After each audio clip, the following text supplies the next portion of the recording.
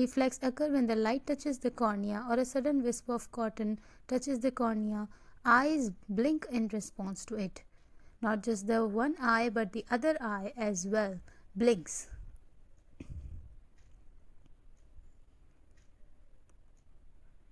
There are two muscles involved, orbicularis oculi responsible for the closure of the eyelids and levator palpebrae superioris responsible for the opening of the eyelids.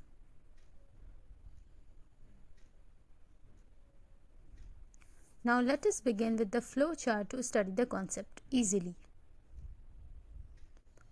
What happens is, in both the eyes, suppose if the left eye is affected by the light or a wisp of cotton wool, then through the touch receptors, the impulses will travel through the long ciliary nerve, which is a branch of ophthalmic nerve and which is again in turn a branch of trigeminal nerve.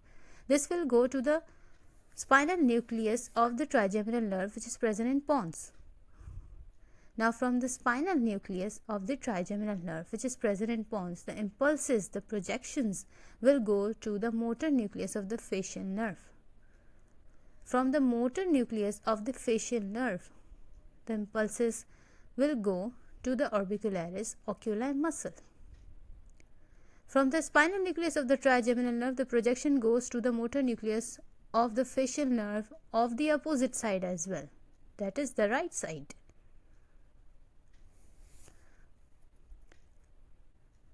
Orbicularis oculi is now responsible for closure of the eyelids and it goes to the buccal and mandibular branch of facial nerve.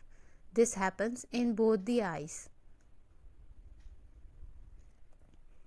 Now both eyes will close now. From the projection of the fibers from the spinal nucleus of the trigeminal nerve node goes to the opposite side as well, but to the oculomotor nucleus present in the midbrain.